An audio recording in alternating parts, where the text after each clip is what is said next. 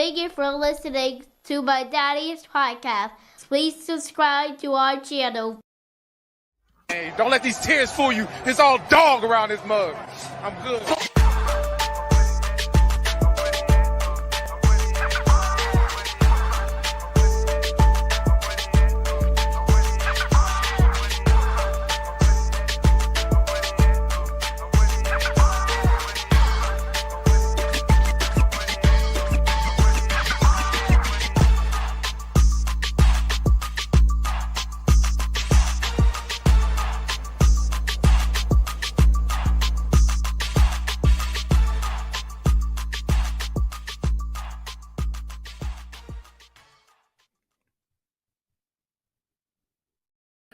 Hey, what's going on, Who Dat Nation? It is your truly, Timothy J. Jones, the host of the State of the Saints podcast. And thank you so much for checking out the State of the Saints podcast, where we talk New Orleans Saints. I really do appreciate your time. Much love to each and every one of you on this Monday. We're recording this live.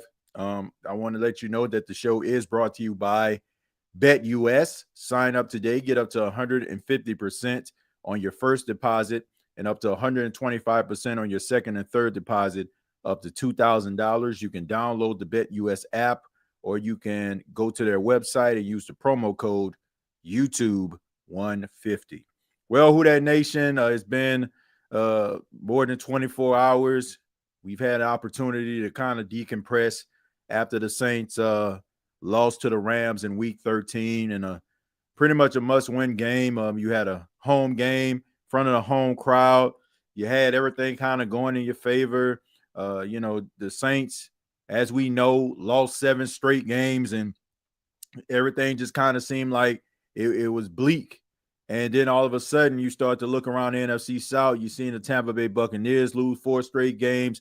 Most recently, Kirk Cousins and the Atlanta Falcons, they have lost 3 straight games. So you felt like everything was still in front of you. And if you would have won the game versus the Rams, you would have been technically 1 game back. And the Saints weren't able to do it because they were doing the same things that have gotten them beat week after week, time after time. And I just think that, after this game, I think we pretty much understand what this Saints team is, what this organization is, and I just want my intelligence to just stop being questioned when it comes to this football team. I hear all the time when you start to criticize some of the issues with the team, nobody wants to, give anything that you say any type of validity. They'll talk about you not being a real fan. They'll talk about we're not understanding what's going on behind the scenes. But I may not know what's going on behind the scenes. And, I like to pride myself as a real Saints fan. But it just time. If you look at the title, it basically tells you it's time for the Saints to turn the page. It was fun. It was fun over the last couple of weeks. I ain't going to lie to you. Watching Darren Rizzi give us something that we haven't seen in a long time, a coach that provided some passion, some energy, some things that you actually need in order for you to win some football games. It's all fine and dandy. It's cool. But the Saints aren't going anywhere, folks. They're not. It was fun to pretend for a couple of weeks, but now it's back to reality. And the reality is this is a bad football team. And they have got to address some issues if they are going to be contenders for years to come.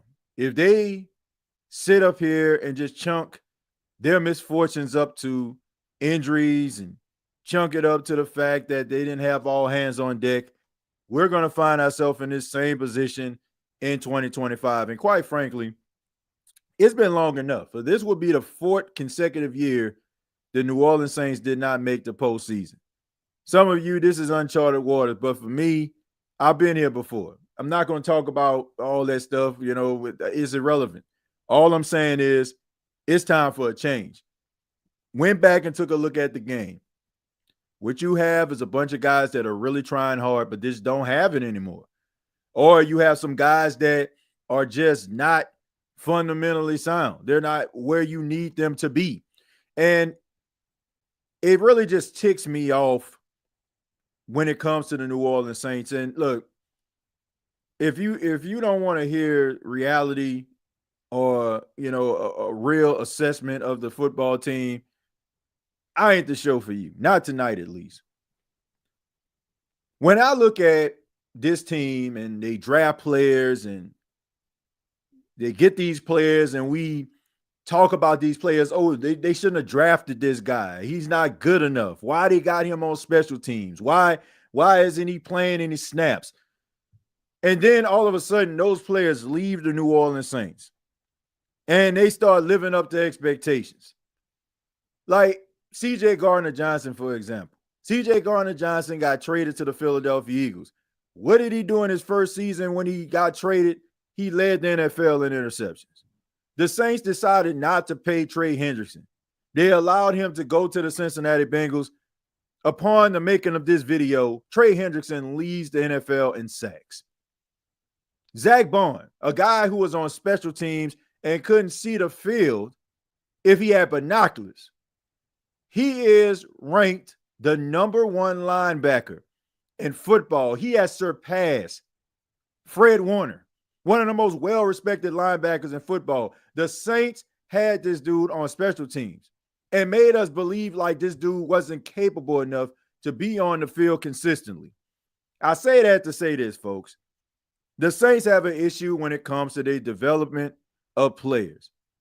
We are getting a false sense of reality of who these players are, what these players can do, and it just makes me second guess everything that I think about this football team and the players.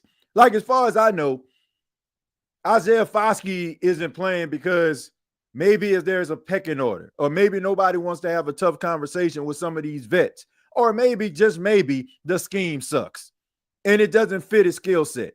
Meanwhile, Zach Bond is flying around the field like he Luke Kuechly 2.0, and you had him in the building. Even Caden Ellis for the Falcons, tackling all over the place. You had him in the building. You decided that Trey Hendrickson, his season where he had double-digit sacks, if I'm not mistaken, at 14 and a half on his way out the door. Oh, it's a contract year. He won't do that again. And then you turned around and you paid Carl Granderson, justifiably so, because he gave you 8 sacks last season, and you didn't want to make the same mistake twice. They are whiffing and missing on players, and then they want to try to correct them with players that aren't that good. The Saints need to reevaluate, number one, their front office. They have been around each other for way too long, and they have been whiffing on picks. And when you think about the contract situations, when you're thinking about all of the things that the Saints are going to have to do in order for them to be formidable for the next couple of years, you cannot afford to be sitting up here whiffing on draft picks. You cannot afford to have a coaching staff that won't be able to get the best out of those players, in which those players won't be able to hit the ground running day one. If you continue to practice the way that you do, the practices that you have had over the last couple of years, you will fall flat on your face, and 2025 will look exactly like 2024, because nobody wants to take a really good look in the mirror and realize that they're not doing the right things and they're not doing what's best for the team. And it's not to say that those guys at one particular time didn't have the answers. They probably did. But just like everything in life, there are seasons, and there are times when you have to readjust. Another thing, Clint Kubiak. Clint Kubiak is not ready for the big stage. I had a large enough sample size to see. Now, before people start criticizing me and start talking about what he's working with, he don't have an arsenal of weapons. That's fair. That's fair. But when I'm seeing him using these weapons in the first half, and those guys are making plays, and he's utilizing them in the right way, and then you go into the second half, and then all of a sudden, the team that you're going up against, they make the adjustments, and he doesn't. I'm not ready to concede and say that Clint Kubiak should be let go. I see that he has some qualities, but this is why I said on yesterday's post-game show, if you're going to keep a guy like Clint Kubiak, because there is something about him that is salvageable, you are going to have a mentor type guy with him. Like how Bill Parcells was with Sean Payton. When Sean Payton was with the Giants, right? When he was with the Giants, he was good. He was okay, but he didn't really live up to his potential until he went to the Cowboys and he was right there with Parcells. When he was talking with Parcells, interacting with him, and that's when I feel like he became a better version of himself, and that's why he was ready to become a head coach. It's not to say that Clint Kubiak can't eventually give you what you want, but what I'm saying is he is not going to be able to give you everything that is required in order for your offense to be effective at this point when he is the only guy. Sometimes you need a fresh set of eyes on you. Sometimes you need somebody to help you develop as a person, as a coach. You know, I often use the story about my former store manager, a guy that, you know, I learned under when I was in the world of retail back in the day. I talked about how he took me under his wing. I felt like I had all the answers. I had some good qualities about myself, I like to think, but I wasn't ready for prime time.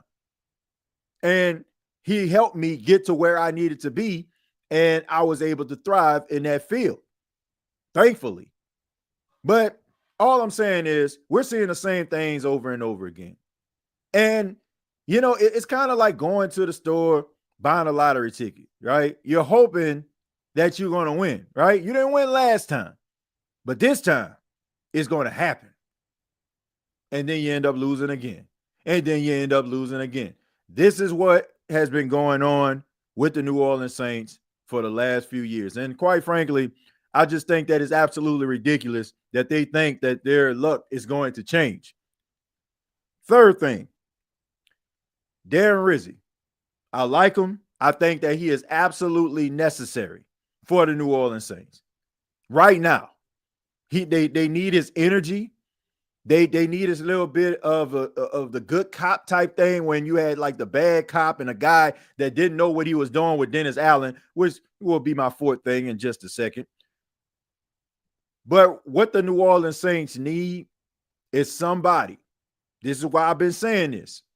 The New Orleans Saints, because of the cap situation, because of Clint Kubiak not being ready for prime time fully, this is the reason why the Saints need a coach that knows what the heck they're doing. People don't want to hear the name Belichick. They don't want to hear the name Gruden. They don't want to hear some of these other guys.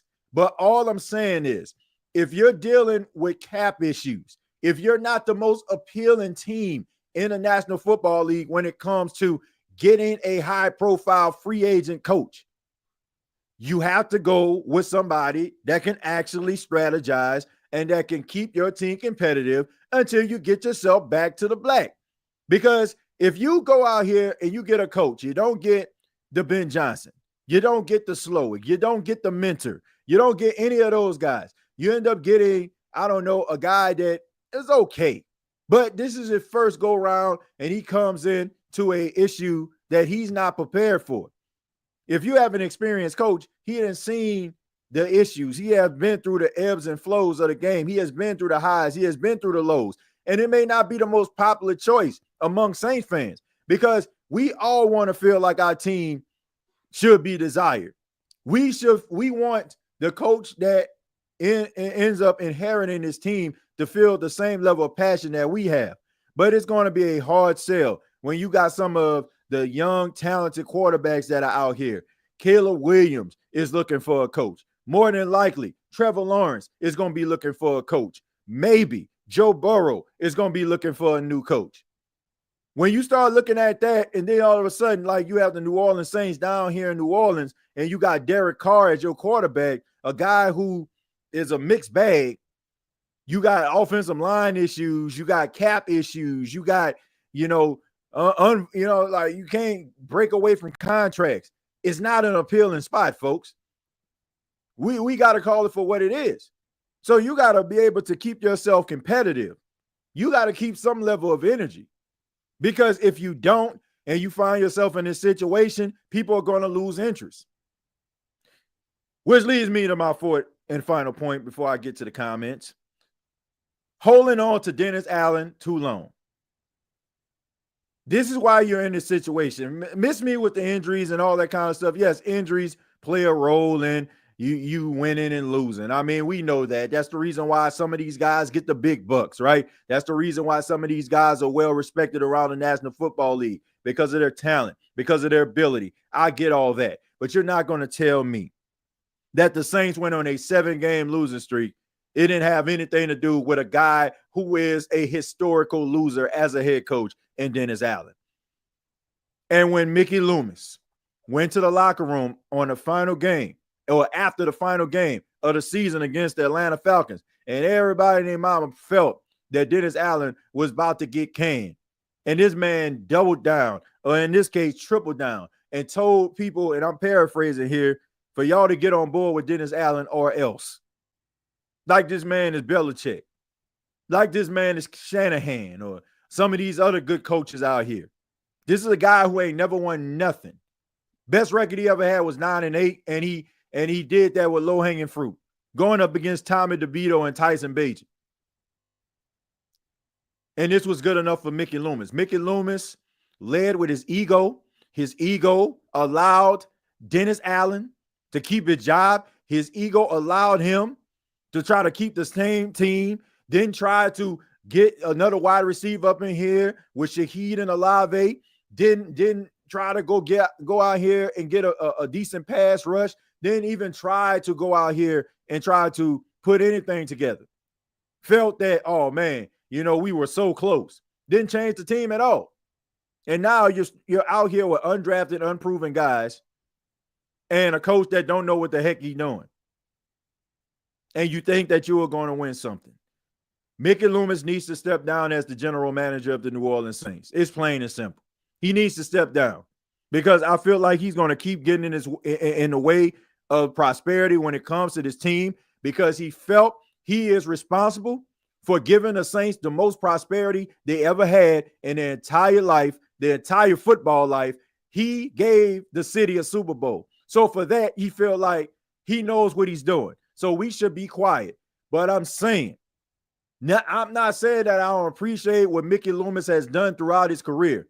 But just like Justin Tucker and some of these other greats that were really good at what they did, their time has come. It is time to turn the page and get yourself a young, vibrant general manager with some fresh ideas, and allow him to be able to put together his staff that is young with fresh ideas, and get yourself away from Sean Payton and all the people that used to roll with Sean Payton, rubbed up against Sean Payton, sat in a room with Sean Payton, rode in a car with Sean Payton, sat and watched TV with Sean Payton, gave Sean Payton his juicy fruit. It is time to move on from that. But as long as you feel like you are a contender and you feel like nothing really needs to be changed, we're going to be in the same situation. That is what I learned from this game. It is time to blow this thing up. I would get into Derek Carr, but I feel like it's just a waste of time. It's just a waste of time, man. He is what he is. But let me go ahead and get to these comments. Thank y'all for being here. Shouts out to everybody in the chat. Shouts out to everybody at home. Loomis kept kicking the can is the main reason for this. Look, I'm going to say this, Slim. It's the main thing, but it's not the main thing. I'm going to say that again. It's the main thing, but it's not the main thing. Allow me to elaborate. It's the main thing because you should have fixed this situation, because you realized that Drew Brees wasn't going to play forever. And that was your opportunity to do so, but you didn't. I can understand Drew Brees' final year and you trying to, go all in. I understand that. But after Drew Brees retired, you knew, or at least you should have known, that it was going to be a little bit of a struggle, because Drew Brees don't grow on trees. That's the main thing. But the main thing is the fact that they have been whiffing on these draft picks. Because Slim South, I want to say for like at least 3 or 4 seasons, the Los Angeles Rams did not have a first round pick. They were using that first round pick to acquire guys like Jalen Ramsey and Von Miller and all these other guys, right? They had times where they didn't even have a second round pick. You know what they did? They end up getting a front office, guys that can evaluate talent really well, and they got themselves a coaching staff that can develop those players really well. Jared Verse was like the first round draft pick they didn't have in I don't know how long. But, you know, is anybody sitting up here talking about, man, the Rams screwing up? Man, they screwing up. Why are they giving away their first round picks, man? They whiffing on the draft. They ain't saying that. Why? Because they finding Cooper Kupps. They finding Puka Nakuas. They finding Braden Fisk. They finding these guys that are late round picks, Bobby Brown, guys that are late round picks, and they are developing those players, and they're putting those dudes on the field, and they making plays. The New Orleans Saints, on the other hand, are whiffing on draft picks. And I can't even say whiffing on draft picks at this point because we thought they whiffed on Zach Bourne. And look what Zach Bourne is doing. Some of us probably feel like they whiffed on Caden Ellis. And look what Caden Ellis is doing. He's like he is a bright spot on a struggling defense, but he's still one of the best players on his team. All I'm saying is you are whiffing on these draft picks in a certain aspect, or you're not getting guys that can complement. They're not complementary players. They're not the type of players that fit what you're actually doing. And you're not getting the best out of them. So you got bad development in some cases, and you have a bunch of guys that aren't doing it for you. That is the main reason. That is the main thing to me. If the Saints had these cap issues, but they were hitting it out of the park in the draft, we wouldn't care. Like, we would be commending them. Oh, man, Mickey Loomis, man, he a genius for this. There was a time. It was a few years ago. It was a time, Slim, and Who Dat Nation, where people was talking about, man, Mickey Loomis, man, he the Rain Man. Man, he making it happen. When he was being applauded for his methods when it came to the cap. But now people are feeling like you don't know what you're doing because you're whiffing on these draft picks. If he didn't whiff on these draft picks, nobody would care. Nobody would care. Sean Payton, Juicy Fruit, thank you very much for the $2. Says Mickey's the one who usually gave me the Sean.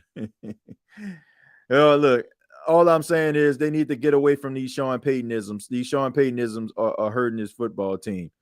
Strolling down a little bit more let me stroll down a little bit because I know I said a lot. Says Kubiak hung up on a few plays, no variety and no creativity. You know, Barbara, I feel like he does have creativity. The creativity is not the issue. It's the adjustments. And it's getting away from the things that work. I don't know if he got a checklist or, you know, he looking at the plays that work. You know, I don't know what his method is, man. I'm not going to go out here and try to, you know, question and what he does. All I'm saying is he can't make the adjustments. And I don't want to say he can't. He hasn't shown consistently that he can make adjustments in the second half. That's the biggest issue with him. That is why I say he's good, but he still has work to do. And that is the reason why I just feel like maybe he just needs an experienced coach that is offensive minded that he can kind of work with. I think that let me give you an example. The 49ers. I feel like him leaving the 49ers kind of playing a role with what going on with them right now. I really do. Like, it's not like Kyle Shanahan didn't help him, but it was also a collaborative effort.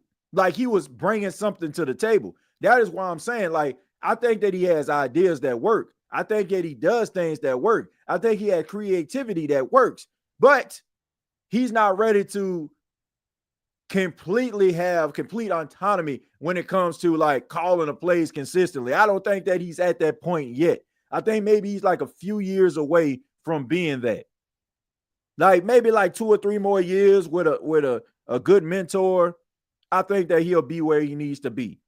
he just doesn't feel the game right. Like I said, I don't know if he doesn't have a checklist or like, man, that play worked plus 15 right here, man. Let me go back to that. I don't know. But it just seems to me like they'll do something in the first half. It'll work. We'll praise them for it. And then in the second half, the person that they were utilizing the most that was making plays isn't being utilized at all. And it's not to a point where, the defense roll covers his way. The guy be on the sidelines. Like Taysom Hill in the first half was all over the place. Then it was a long stretch with Taysom Hill being on the sidelines. What are you doing? Like, your season is on the line. You go out there with the best that you have to offer. You feed that team Taysom Hill till they pop. That is what you do. But like I said, I just think that his feel of the game sometimes, like when it comes to like making those adjustments, that has been the issue. Let someone else be Saints GM and not Loomis. That is what I feel like the Saints need to do, Jerry. I do. Late to the chat, watching my fave J-Bo play tonight. What's up, who that fam?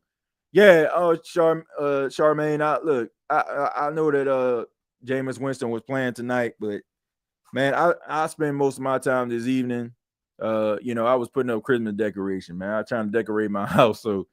And I know I needed to do a podcast. I wanted to do it earlier today, but man, a lot of things were going on at the radio station. Didn't get a chance to get away. So definitely wanted to do it tonight. It's not going to be a long episode at all, folks. I'm going to read some of your comments. Then we're going to go ahead and get up out of here. But definitely did want to have a show. I do want to take this moment, though, man. I want to thank Saints Nation 504, man, for sending me and gifting me this amazing T-shirt right here.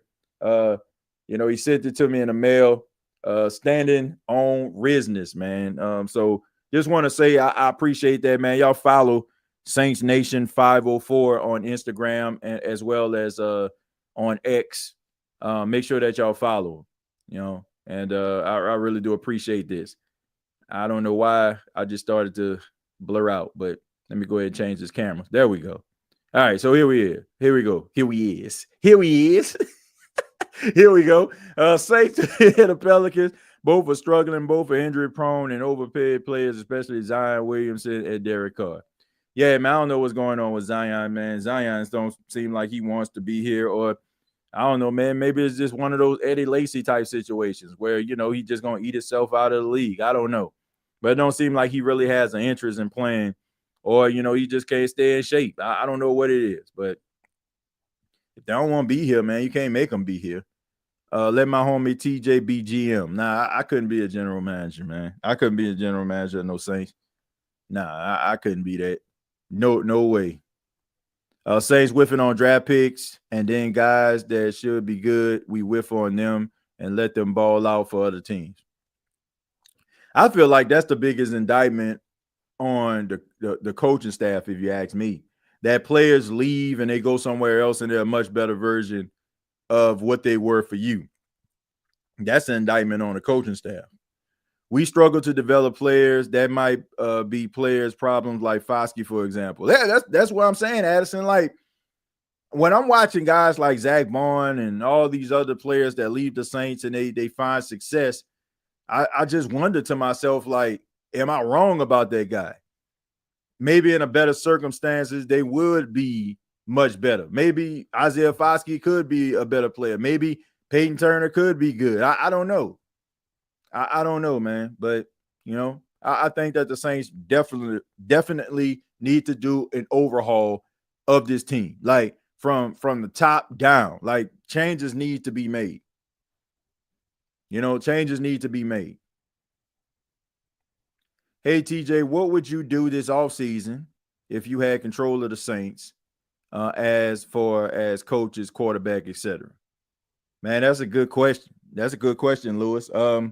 Number one, what I would do is if I was the owner of the Saints, I would have a conversation with Mickey Loomis, asking him to step down and hiring someone else. I don't care. I word it, make it, butter them up or whatever. Like, Mickey, man, you've done an amazing job. But I just think that this team needs to go in a different direction. This, that, and the third. get yourself a new general manager. Do your due diligence, somebody that has that young energy. And then also, I'm looking at the Green Bay Packers. I'm looking at the Baltimore Ravens. I'm looking at I'm looking at the Rams. I'm looking at those teams, and I'm looking in that department in scouting, and I'm looking and trying to see like who can I get out that one of those organizations to bring to my organization to help with the drafting process. That is what I would do. Number 3, I would look around and try to see what I could use as trade value. Like somebody like Cesar Ruiz. I know this may not be popular opinion, but somebody like Chris Olave. I'm trying to find who can I trade in order for me to be able to gain some draft capital. That is what I would do. Then I would take that draft capital, and in the first round, I would get myself an interior lineman or a guard, and I would beef up my offensive line. And I would get myself, if Kendre Miller don't work out, I get myself another running back that will go right alongside Alvin Kamara. I'll be more of a run first football team. Since I got Derek Carr for at least one more year, I would ask him to do less. I would try, I would use those draft picks to try to get myself finally get an X receiver. Hopefully I can get one maybe in the second round or something like that. Somebody that can make some plays to go alongside Rashid Shaheed. I will keep Marquez Valdez-Scantling, maybe sign him to a 1-year deal. And, it depends on how much, I can actually kind of wheel and deal in free agency to maybe bring in somebody that can play the linebacker position, somebody that play with their hair on fire. I would hire myself a coach that is known for being a person that can develop talent. If I couldn't get a Ben Johnson, I would get somebody that can be able to develop talent, and I will go from there. I can't really do anything when it comes to the cap because, we're dealing with the cap right there. So I would change around my front office to get guys in here that can evaluate talent, and I would just allow them to do their job to bring in the best talent that they can possibly find. And then I would give myself, a really good head coach that can develop talent. And I would go from there. And hopefully in a year or two, we don't have Derek Carr anymore. The salary cap is in the right space. Now we can go out here and become a contender. That is what I would do. That's what I'll do for the time being. TJ, I think the Who Dat Nation turned heel on Mickey Loomis like the New Day turned heel on Big E on Raw. Well, thank you very much, Jerry, for letting me know that because I haven't watched Monday Night Raw yet, so spoiler alert there. But I was looking forward to that segment, by the way. But nah, man, look, I think that I think that I don't know, man. I just think that Mickey Loomis, I think people soured on Mickey Loomis because to be quite honest, nobody really knew that much about Mickey Loomis. Mickey Loomis kind of, hid in the shadows. Like we knew who the general manager of the Saints was, but it wasn't to a point where everybody was like looking for him. Nobody was questioning him. Nobody was coming for a job because Sean Payton was doing what he had. So there was no reason to question him. But once you lose Drew Brees, once you lose Sean Payton, people start to realize that, man, maybe this dude isn't as good as we think. And when you look at how he carries himself and his personality and his ego, it definitely rubs you the wrong way. So, I think that has a lot to do with it. Are you an Atlanta Braves fan, or do you like rocking the hat, if you don't mind me asking? Look, man, I just like nice hats, okay? I just like nice hats. I thought that this was a pretty cool hat when I went to Lids. And, when I was growing up as a kid, man, I used to collect hats, man. I had like over 100 hats. But I ended up losing that passion. I tell you this, Brian. I ended up losing this passion because of Hurricane Katrina. Once, Katrina hit and I lost all the hats, man, I was just so, heartbroken by it because it was just one of those situations where if you're from New Orleans, you already know, you know, they'll tell you, oh man, a hurricane is coming. All right, man, let me just pack a bag real quick. We'll be back in a couple of days when it breezed through. And I didn't think nothing of it. I just left my hats in my room, and next thing you know, like I said, just straight devastation. So I lost that passion, but what got it back was Paxton. Paxton started to become interested in hats, stuff like that. He likes to wear my hats, and now it's like I got a kind of a thing for him. Like when he does good in school, I end up like rewarding him, and he wants hats. So he kind of got me back interested in that. So we have our little father-son little trip to Lids where he gets to pick out his hat. He picked out his very first hat, which was a blue Los Angeles Dodgers hat. So he kind of got me back into it, man, to be honest with you. But I've always loved hats, collect hats. But I think I got that passion back because of him. Mickey Loomis has made this team worse, from average to very bad. It will keep getting worse until Mickey Loomis is gone, since he will keep kicking the can down the road. Well, you're going to have to figure something out. Gail going to have to figure something out. Because if they don't, then it's going to be an issue. Loomis was making the money work during the Payton era. Now he got to clean the cap. A low-key DA messed up the plan. I can't even say DA messed up the plan. I think Mickey Loomis messed up his own plan. Like, there was no margin for error. The error, people, was Dennis Allen. Like, you're around this thing sticking around with Dennis Allen with his old no coaching tail, and you really couldn't afford to do that. Like, you couldn't have any slip-ups. So the Saints' first miss was not hiring somebody that was a leader of men that can keep you afloat. If you could have got somebody that could have kept you afloat, then I just feel like it wouldn't be this bad. But you already you're whiffing on draft picks. Your cap wasn't where it needs to be, and you have a weak head coach. That's a recipe for disaster. Yeah, I said we were finish 6-11 and beat the Giants and the Raiders. That's it. Yeah, I think. Look, I don't even I hate to say it, but I don't even care what the Saints record is. At the end of the day, I just watch the game. I just take the good with the good, the bad with the bad. I'm so emotionally checked out when it comes to this team because I already know what they are. Like they're not terrible. They're not terrible. They're not the worst team in the NFL. They're going to be competitive. They can, they might even shock you by beating somebody they shouldn't because they have the talent to do so. But they're not going to do anything consistently. Not until they just blow this thing up and they get somebody up in there that can really have them dialed in. TJ, that sounds like my dad. My dad is a hat collector. Yeah, man. I used to love hats, Jerry. I used to love them. I still do, man. But I used to collect them, man. Like go to the store, get myself a fitted hat back in the day. TJ, you are a great storyteller, bro. Well, look, I pride myself on trying to be, as entertaining and make sure that people are engaged as possible, man.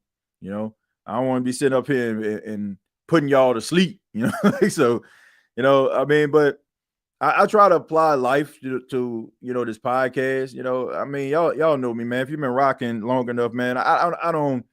You pretty much know me, man. I don't sit up here and try to fake it to make it. I use my life experiences at times and some of the things that I do, in order to tell a story if need be. But I just want to make sure that people are engaged, and I appreciate you saying that, man. I know we all get mad when the New Orleans Saints lose, but we have to remember one thing. The memories we hang out with our friends and our family and your kids when you watch football. Yeah, look, number one, I honestly kind of watch football alone because, number one, my wife is not a football fan. Like, you ain't about to catch my wife watching no football like that. Like, there's only a few times I actually see my wife watching, football, and that's the Super Bowl. If it just so happened, like she comes in and I'm watching, football or something like that, she'll ask a question or two and she'll keep it moving. Like she has no interest in football like that at all. Like at all, man.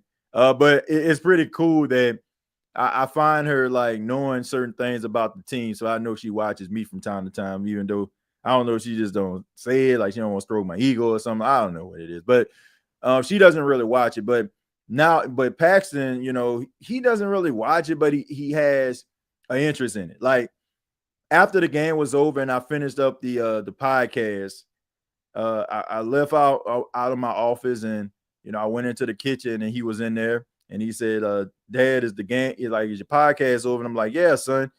And he says, who played? And I said, the Saints and the Rams. He was like, who won?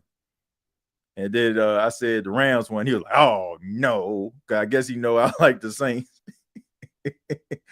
But not too many people in the Jones household are into football like that. I like to believe that eventually, like once Paxton gets older, he'll probably start watching football a little bit more. But right now, man, he's into like, Paw Patrol and this song called Stranger Danger, which he plays over and over and over again. But I think once he gets older, you'll probably have an interest in that. I've been rocking with TJ since day one. Yeah, you definitely have, Jerry, and I appreciate it, man. I appreciate it. TJ, why can't Carr get 200 yards in a game and he is in the league for 10 years and Jameis can throw for 247 in the first half of a game? Please explain to me, is Carr that bad? I don't think he that bad. I just think Carr is just he's more careful. Like he doesn't really take too many risks. And he's not going to try to force the issue. I don't know what it is. I don't know if it's because he wants to live to fight another day. I don't know if it's the fact that he just, wants people to have compelling arguments about him being a decent quarterback. I don't know what it is. I just think he's an average quarterback. I think he's an average quarterback. He's not going to win you anything. Your team is not going to be better because he's on it. Like he's a supporting cast member. And I think that's something that we have grown accustomed to feeling and believing, that the quarterback should like separate himself from the pack. That's been spoiled by Drew Brees and how great he was all those years. That's watching Tom Brady in New England and Tampa. That's like watching what Mahomes is doing in Kansas City. And we have become accustomed to feeling like that is what the quarterback looks like. And like when a quarterback isn't looking like that, then we like, man, oh man, this ain't it. But he's not. He ain't it. Like he's not terrible. He's good enough for somebody to make a compelling argument about him just so people can get off his case. That is what he is. And you're not like you ain't. I gotta go country with it. You ain't winning nothing with dude. Like the Saints are stuck. They stuck with him. Like they are stuck with him. Like we got like one more year of this guy, and then after that, you just keep it moving. But don't be surprised if the Saints end up getting themselves a head coach, and they end up like rather they draft a quarterback. And they have Carr on like a short leash. And when he goes out there being checked down, Charlie, yank. Let me roll with this quarterback right here. Let me roll with Rattler or something like that. Like I can't see a coach coming in knowing that they need to develop a reputation. They need to hit the ground running and hitch their wagon to Derek Carr like Dennis Allen did. Like Dennis Allen like hitched his wagon to a quarterback that you got fired with. Like, come on, man. I'm not saying that Derek Carr is just, the main reason why he got fired, but he ain't helped the cause. You get what I'm saying? So all I'm saying is Derek Carr is average. He's an average quarterback. Everybody knows he's an average quarterback, maybe except for Wi-Fi Willie, but everybody knows he's an average quarterback. 5-yard average. This man averaged 5 yards a throw yesterday. This man threw the ball 37 times and then eclipsed 200 yards. What? That y'all remember that game? I want to say like Alvin Kamara had like 12 catches for like 20-some yards. Y'all remember that? Like, man, that is captain check down stuff right there. And you know what really bothers me is when you have those Derek Carr fans out there that get mad because you saying that he's average. Man, he good. All he need, like, dude, how long we been doing this? How long we been doing this, man? He is what he is at this point. He's an average quarterback. But see, that's the thing. Just because we feel like because you call a quarterback average, that means that he's bad. He's not a bad quarterback. He's just a mixed bag, which makes you average. If I can't look at you and be like, man, this dude is capable of having a good game. This dude can have a good game. I'm looking at Burrow. I know that you have a better chance to win because Joe Burrow is your quarterback. I'm looking at Mahomes. I'm looking at Lamar. I'm looking at Josh Allen. I'm looking at those guys like, yeah, that's it.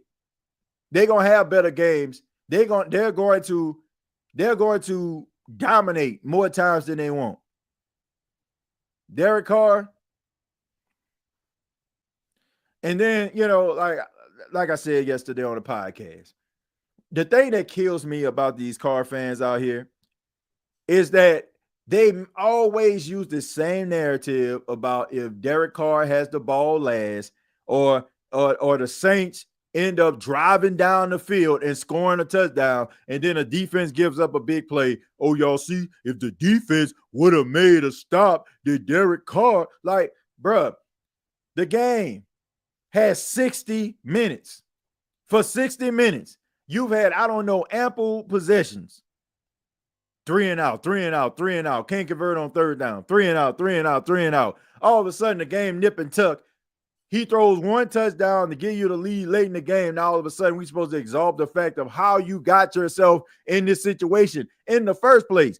It does not make sense. And when people make those arguments, it just sounds ridiculous. Good quarterbacks, more times than not, are not going to have their team in that position like that. I'm just saying, like, you're going to have a game where, man, dude lighten it up. Man, dude threw for 300. Man, dude threw for 4-5 touchdowns. You're going to see them games from elite quarterbacks. I'm sure you're about to see that. Like, it is what it is. Somebody said Jameis lightening up. Let me see what's going on here. Let me see what's happening. Jameis Winston, let me see. Jameis Winston, 22 of 37, 336 yards, 3 touchdowns, 1 interception. Hey, that ain't bad. Bo Nix, 11 of 22, 208 yards, 1 touchdown, 1 pick. So Jameis Winston, for the last couple of weeks, been lighting it up. And Dennis Allen had this man on the bench for Andy Dalton. Okay. Let's see. Nito Pierre, nope. I just said that if he was, Carr will be gone in the offseason. Yeah, I'm telling you, man, whoever comes in, Carr is going to be on a short leash. He's going to be on a short leash, man. Saints out here whining and dining Derek Carr, bro. Nobody else was doing that. Somebody like, when you finish with the Saints, you can come see us. The Saints rolling out the red carpet like Joe Montana on a free agent or something. Tom Brady, dude got cut midway through the season. Went home. Boy said, we'd rather have you sitting at home and paying you than being on the field doing it. And the Saints rolling out the red carpet for this man. Only team that's doing it. Keeping this man in house like they got Yu Darvish back in the day when the Texas Rangers had his rights for about a month. Like, come on, man. Like, what are we doing? And by the way, for people that don't follow baseball, Yu Darvish was a highly touted baseball player who came from Japan, if I'm not mistaken. He came from Japan. He was a really good baseball player. Still is. But anyway, and the Texas Rangers end up like getting, his exclusive rights or whatever like that. And they were able to kind of negotiate with him for over a month. And I want to say he signed like a 10-year, $100 million contract or something like it was something crazy like that. Like it was something crazy. But all I'm saying is they rolling out the red carpet for this dude. Like this man about to come up in here and just save everything. Like unbelievable. Then you had what? Carolina was like, all right, man, come see us when you're done. The Jets was like, they were kind of interested until they realized Aaron Rodgers was on the table. I don't get it. Like, I don't get it. Like I said, I don't think that dude is terrible, but you ain't winning nothing with that. And I look, he more than likely gonna come back because of his contract, but how? Why? Like, I just don't get it. Jameis a good quarterback. We let him go for Carr, garbage behind. Yeah. I don't know what things would have been like with Jameis Winston. It probably wouldn't look like how it does in Cleveland. And I'm going to tell you why. Because Kevin Stefanski is a really good coach. Like, the dude is a good coach. Cleveland had some hardships, some bad luck this season. But dude is a good coach more so than not. All right, Dennis Allen, he is not. You know, like he is not a Dennis Allen. He can actually develop players. He can actually coach players and coach bad habits out of them. Dennis Allen, on the other hand, basically benched Jameis Winston because he didn't have the capabilities. Neither did anybody on his coaching staff felt like they had the capability to be able to coach him away from some of the issues that he had. And instead of him like facing the issues head on, he lied to Jameis Winston and made it seem like he was going to get his job back because he didn't want to have the tough conversation with him, you know, because he didn't want to do it in the first place. So, and a part of him probably was pretty relieved that Jameis Winston got hurt because that gave him an excuse to keep this man on the bench. Everything Dennis Allen did, besides be a defensive coordinator for the New Orleans Saints, was a failure. Everything that he had his hands on failed tremendously. Like it is what it is. Deshaun Watson made Cleveland fail to 1-5. Yeah. I don't think those dudes really wanted to play for him like that. I mean, there was a couple times he got sacked. I ain't seen them offensive linemen running to try to pick him up. I didn't get it when Derek Carr was bust up last year for the Tampa game, and we rolled out Carr instead of Winston. Carr played like garbage for like 3 games. I already told y'all what that was. And if you didn't remember, Jack, or you probably wasn't here for that, the Saints and Dennis Allen understood the popularity of Jameis Winston. And they also knew that the separation between Jameis Winston and Derek Carr wasn't that far off.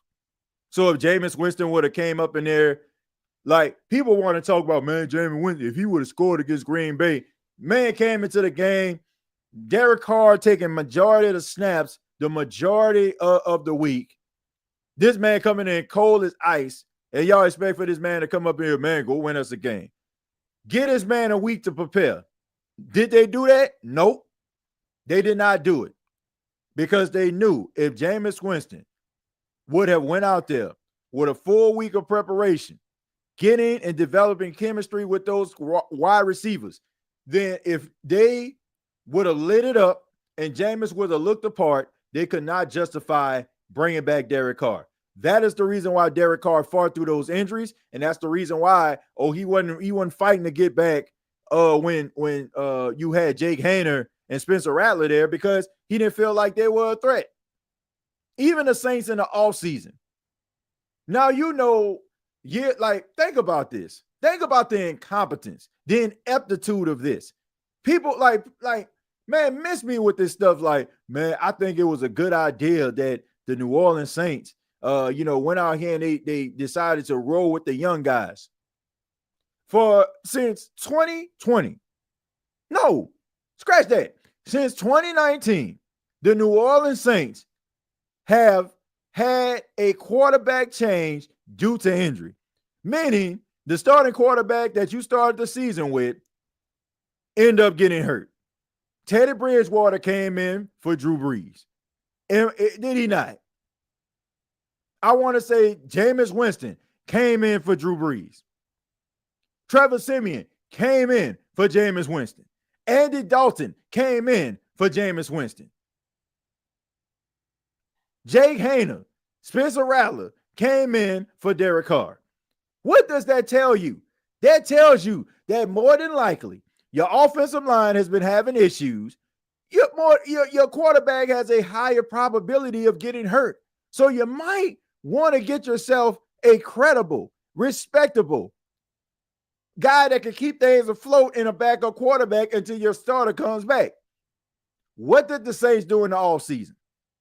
They made that quarterback room as least threatening as they possibly could to accommodate Derek Carr, to make sure that they won't have those issues. And what did they do? And I don't care what anybody says. Out of spite, they put Spencer Rattler in that game. They made that young kid start when they knew this dude wasn't ready because the fans were clamoring for it. And they wanted to feel right. They were afraid that it would have blew up in their face. So they didn't try to push the issue of Derek Carr sitting down last year. They didn't try to push that issue because they didn't feel confident enough that Jameis Winston would have fell flat on his face and Jameis Winston would have looked the part. He would have looked like a starting quarterback and they wouldn't have been able to justify it. But they felt comfortable with Spencer Rattler because they knew that kid was not ready for prime time. So they put him out there. They put him out there because the fans were clamoring for it. And they felt that they can throw it in the fans' face because y'all wanted Jameis before. Well, we ain't going to give you Jameis because that might blow up in our face. But we know this dude ain't ready, and we know y'all want him. So to make themselves feel like they know what they're doing, to make themselves feel comfortable and try to make us feel like, oh, they got everything under control, they put that dude out there. They put that inexperienced young kid out there, and they were willing to jeopardize that kid losing his confidence to try to make a point.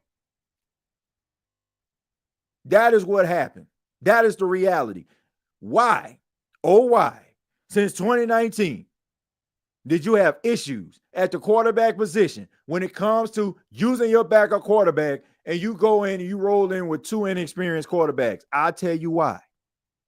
Because the New Orleans Saints want to make Derek Carr feel comfortable. And Jameis Winston and his popularity trumped Derek Carr's popularity in New Orleans. And they didn't want to deal with that. That is facts. I don't look. I know this is all speculation, but not in my mind. Why would you start the season? Think about this, folks. Why would you go into the season with your backups, Spencer Rattler? No, scratch that. Before Spencer Rattler got drafted, Jake Hayner and Nathan Peterman.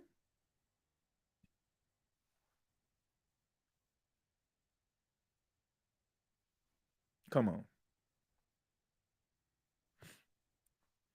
I believe that 100%, TJ. I believe it 200%. Do y'all see the way that this man operating? Did y'all see how this man is operating? This man put Kendre Miller on IR basically out of spite. The man, yeah, he had a little soreness in his knee. But he put him on IR out of spite. Oh, he always hurt. Okay, you want to be hurt? Let's let him be hurt. Not realizing that the man probably was giving you the most production when your offensive line was looking like straight up trash. This man was actually making plays against the Chargers. Probably was the bright spot of the offense. But the man has soreness coming off the field. Oh, you sore? Let's make sure that he's 100%. If you're putting guys on IR out of spite, you ain't about to tell me. You're not about to tell me that you want to try to move heaven and earth to try to make your point. It's sad. The Attitude with Jim Derry. Come over and watch him tomorrow, 11 o'clock South time, 12 o'clock on the East, Monday through Friday. He talks about the New Orleans Saints on YouTube. Yeah, I'm familiar with Jim Derry, man. I mean, I don't know, man. It's kind of hard. Like, it's kind of hard for me to feel like, is he like really, you know what I'm saying? Like, he really believe what he says, or does he like try to troll or something? I don't know, man. I don't know. Like, I'm a type of person. I listen to language. I listen to like how people talk, and it just seems like to me like he gets so like he knows what he's talking about, but it seemed like to me like his overall objective is try to get a rise out of fans and try to go against what they feel and troll them in a process. Like, I don't know. I mean, I could be wrong. I ain't never met the dude like that, but I don't know. Like, listening to like some of the interviews and stuff like that, it just seemed like to me like I don't know. TJ, do you think they will extend Carr's contract? I ain't used this in a minute. I ain't using it in a minute.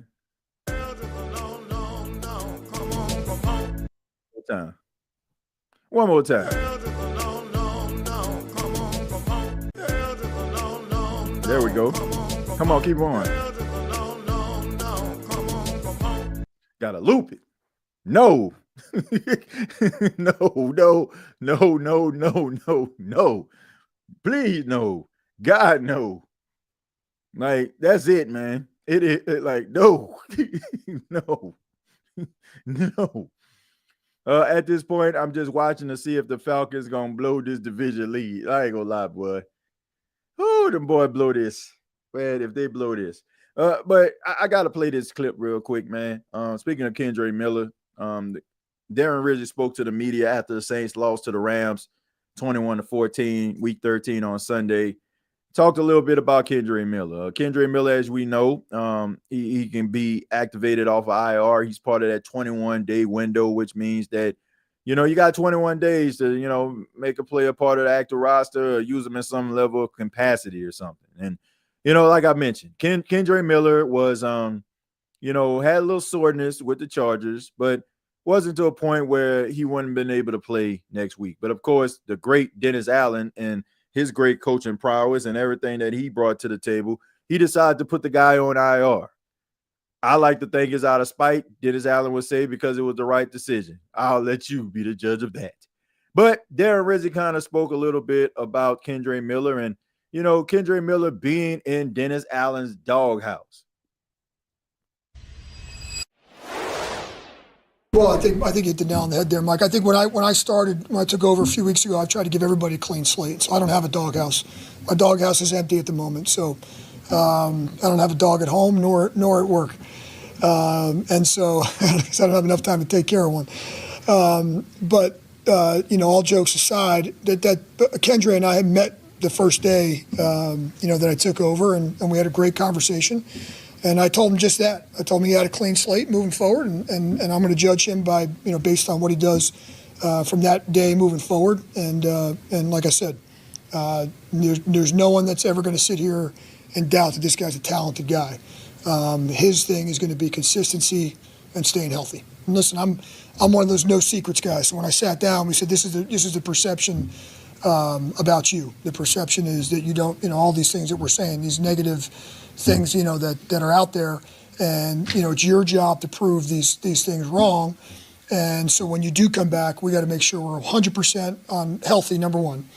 Number two, we 100% know what we're doing offensively, and that's going to be for him to prove. I mean, it's all there in front of him. How do you feel he responded to that conversation? I thought, me and Kendre have a really good relationship. I got no issues with him at all, and he's been great since I took over. And so we'll see how he responds on the field. That's gonna tell us all we need to know. State of the Saints podcast powered by BETUS. Sign up today. Get up to 150% on your first deposit, up to 125% on your second and third deposit, up to $2,000. Use the promo code YouTube150 when you download the BETUS app or go to their website. But That was Darren Rizzi talking about Kendre Miller. He didn't talk about he didn't know the playbook. He ain't talk about I don't know what type of player he is. He ain't try to use him to try to act like he's a tough guy. He encouraged the kid because Kendre Miller isn't in his 11th season. And, we got to kind of tiptoe through the obvious. He's a kid that's in his second season that probably is going through the motions of being a pro. Like, it happens. I know we like to think that all 20 and 21-year-olds, as soon as they step into the league, are just upstanding citizens and just got their shirt buttoned all the way to the top. But it is a transition. It's a transition. And some of these guys, they need to focus. Some guys come in focused, ready to work, and then some guys, they have some learning to do.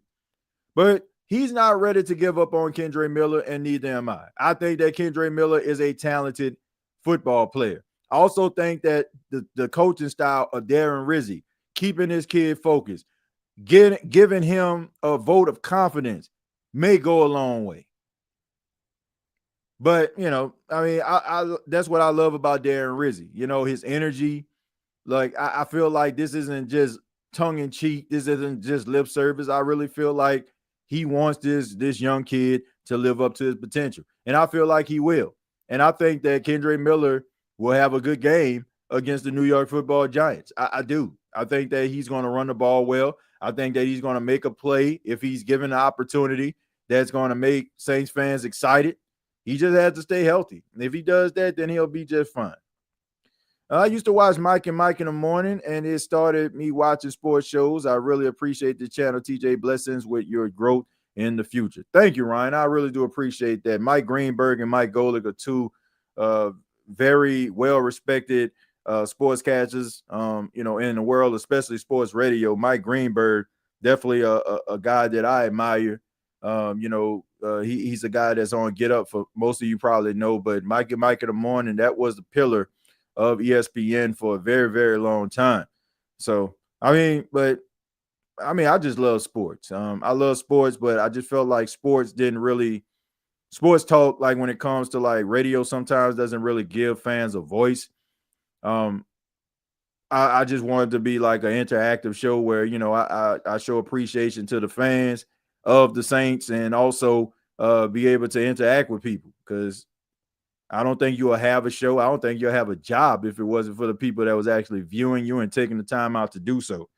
But yeah, I've always respected guys like that. And, hopefully in the next couple of years, I can transition to being, a sports talk morning guy. That's my goal, man. I think that I've, got enough skins on the wall. I think I've done enough in the world of broadcasting and radio to be able to probably like transition out and try to do what I love to do, which is talk sports on a consistent basis. So that's what I'm working on, man. So hopefully, that happens in 2025 for your boy. Let's see. TJ, you better get ready for Southern versus JSU. Don't hide swag business. Why would I be hiding? Why would I be hiding from Southern? Like, Jackson State has been the best team in the swag all year. And if I'm not mistaken, didn't Jackson State beat the brakes off Southern last time they played them? Yes, they did. On September the 14th, they beat them 33-15. So I'm pretty comfortable with Jackson State against Southern. I'm pretty sure Southern is a much better football team right now. They playing with a lot of energy, but man, Jackson State on another level right now. Like, the only team that can beat Jackson State is Jackson State. They can run the ball really well. They got some good quarterback play. They got some good receivers, and they got a good defense. And shouts out to T.C. Taylor, who was named SWAC Coach of the Year. T.C. Taylor went to Jackson State. Talented guy in his own right. I hope that Jackson State do right by him so they can keep him, because I guarantee you, you keep winning like that and you become that successful, like, teams are going to be calling. They're going to be calling, man. So shouts out to TC, man. He got the squad looking good.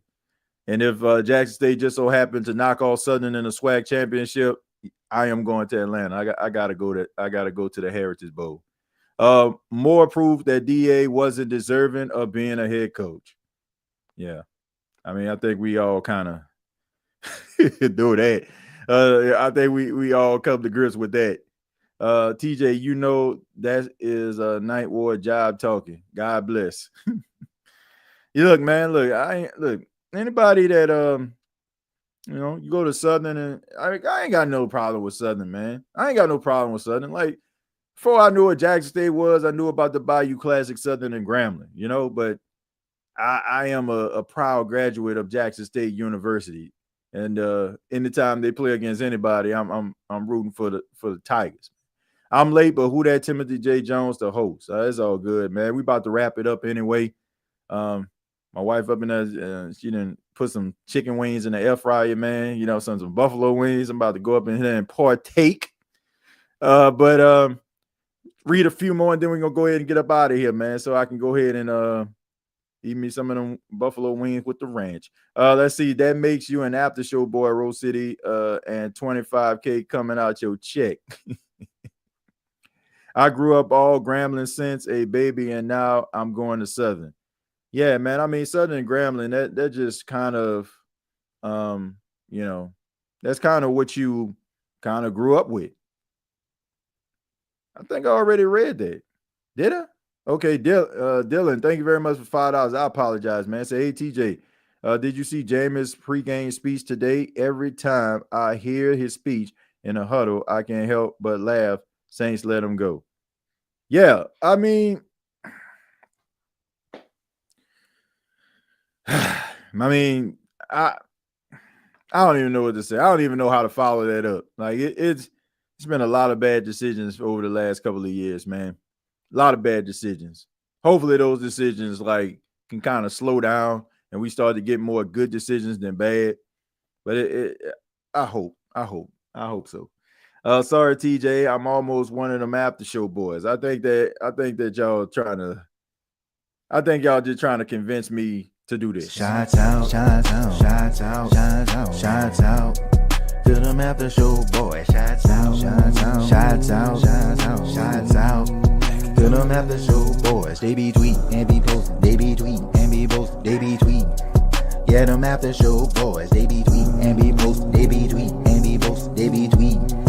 Yeah, them after show boys. Man, that go hard, man. Let's play that again. Shots out to them after show boys. Shots out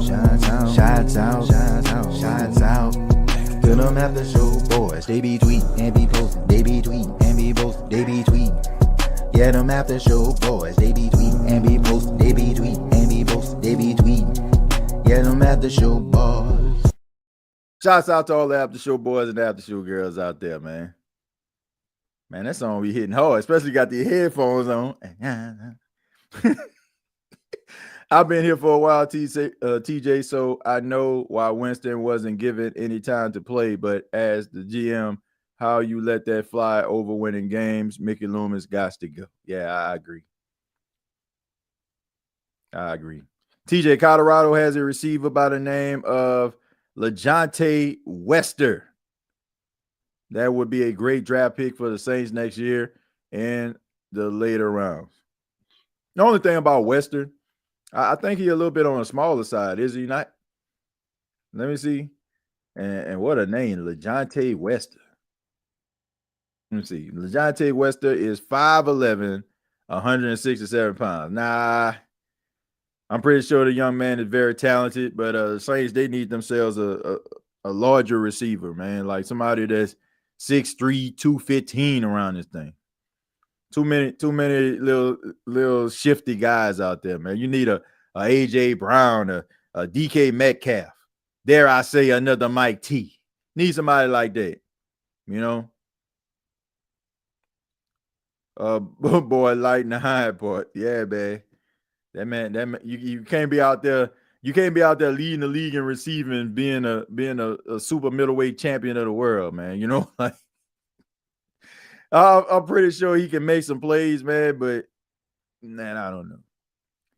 TJ Saints need some swag players. They just need some players that's gonna go out there and work and make some plays. TJ, we were good when we had Teddy. Yeah, Teddy. Yeah, but Teddy got paid with Carolina. Like that was the succession plan. The succession plan was Teddy Bridgewater. Nobody expected Teddy Bridgewater to play, so Sean Payton was just going to tuck him on the sidelines. And then if Drew Brees retired, then you got Teddy B out there, but Drew ended up getting hurt, and Teddy won them 5 games. And the next thing you know, they're like, man, we got to get Teddy B. Carolina can't call it and made him an offer he couldn't refuse. And that blew it up. But the Saints had opportunity to do it again with Jameis. Problem was Sean Payton left.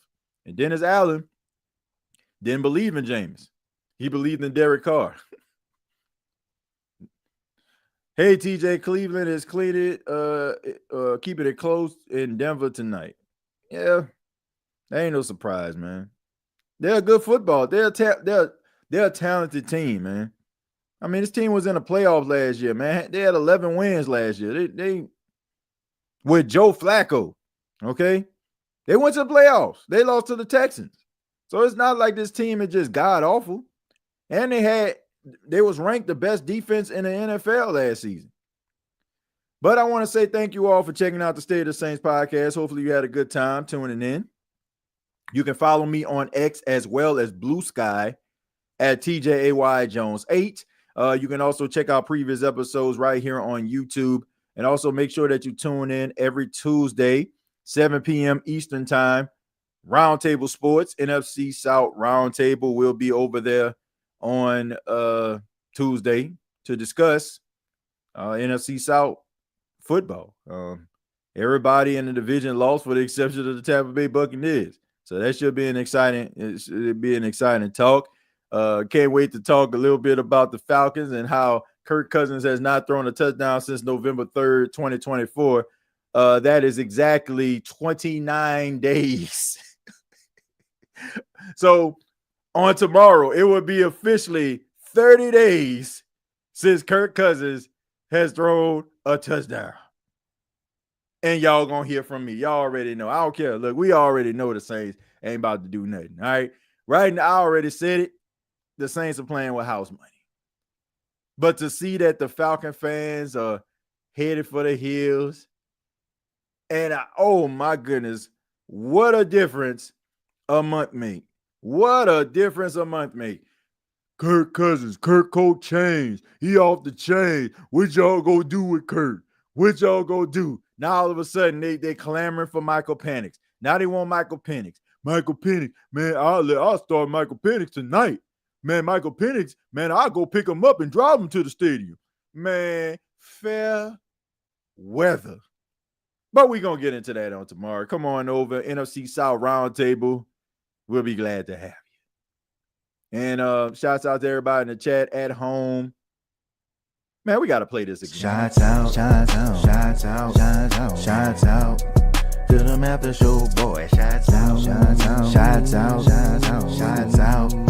To them after show boys. They be tweeting and be posting. They be tweeting and be posting. They be tweeting. Yeah, them after show boys. They be tweeting and be posting. They be tweeting and be posting. They be tweeting. Yeah, them after show boys.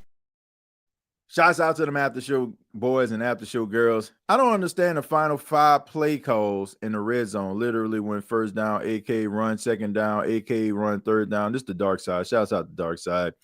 Says AK runs and then fourth down, Carr passes. That's not a good. Yeah. I'm going to tell you, when I see that formation on fourth down, I say it's not going to work. I'm like, why did y'all not roll Derek Carr out of some? Like, I don't get it. But hey, it is what it is. This has been the State of the Saints podcast. Till next time, all I gotta say is thank you for listening to my daddy's podcast. Please subscribe to our channel. Hey, don't let these tears fool you. It's all dog around this mug. I'm good.